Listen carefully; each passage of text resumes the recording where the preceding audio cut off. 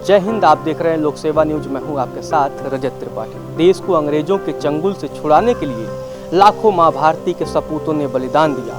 उनमें से आज़ाद भारत में कईयों को सम्मान मिल गया, उनकी प्रतिमाएं लग गईं, उनके नाम से सड़कों का नामकरण हो गया। लेकिन तमाम ऐसे भी वीर सपूत हैं जिन्हें वर्षों बाद भी सम्मान उतना नहीं मिला जिसके वो हकदार थे। आज बात मिनी जलियांवाला बाग हत्याकांड की, जहां कायर अंग्रेजों ने हजारों की संख्या में जुटी भीड़ पर अंधाधुंध गोलियां बरसा दी।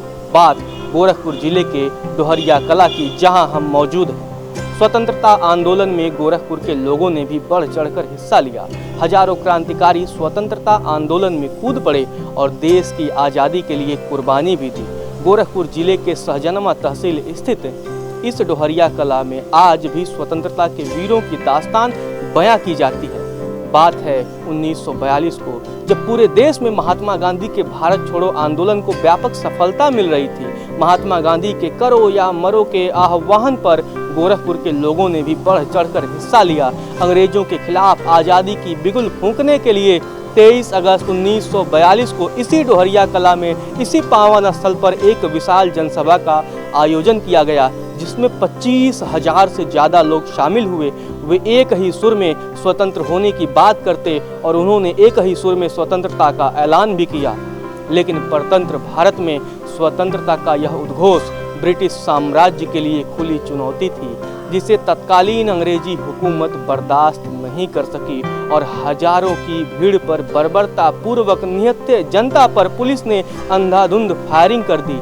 यह घटना बिल्कुल वैसी ही थी जैसे 13 अप्रैल 1919 में पंजाब के जलियांवाला बाग में हुआ था। अंग्रेजों की फायरिंग में 9 क्रांतिकारी जवान शहीद हो गए, जबकि दर्जनों क्रांतिकारी जवान घायल हो गए और इसके अलावा सैकड़ों लोगों को अंग्रेजी हुकूमत ने गिरफ्तार कर लिया और उन्हें जेलों में ठूंस दिया।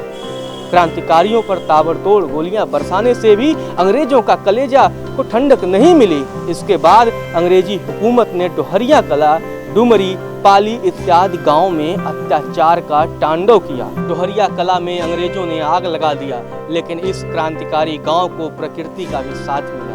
अंग्रेजों की आग लगाने के बाद ही तुरंत बरसात होने लगी।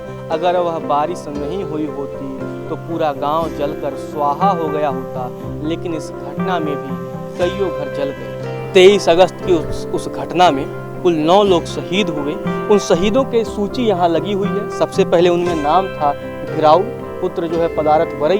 दूसरे जो शहीद थे वो क्रांतिकारी का नाम था जगत बली। तीसरे जो क्रांतिकारी थे उनका नाम था बदरी। चौथे भरोसे, मुनेसर, जेठू, रामदास, सुक्खू, श्रीपति सिंह। ये 9 क्रांतिकारी जो है उस 23 अगस्त की घटना में अंग्रेजों की गोलीबारी में शहीद हुए थे। इसके अलावा बहुत से ऐसे भी लोग थे जो घायल हुए।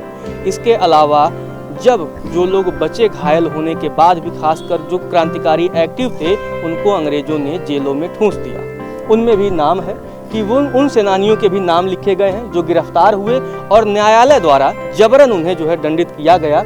उनमें जो है गब्बू, जगमंगल, जयराज, जियाऊ, देवकी, राम दुलारे, नेतू, बिंदेश्वरी, समाजी, हरद्वार, बदल, रामदास, विद्या, ये इतने नाम थे। इनको न्यायालय द्वारा बाद में जो है इनके क्रांति की आवाज़ को दबाने के लिए जो है न्यायालय द्वारा जबरन इन्हें दंडित किया गया, जिससे ये क्रांति की आग को और आगे न ले जा पाए।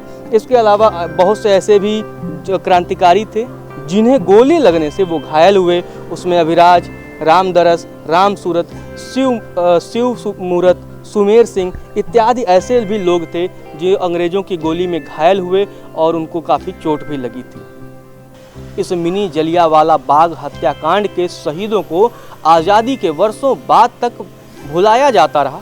लेकिन योगी आदित्यनाथ के मुख्यमंत्री बनने के बाद इस शहीद स्थल को अब विकसित किया जा रहा है।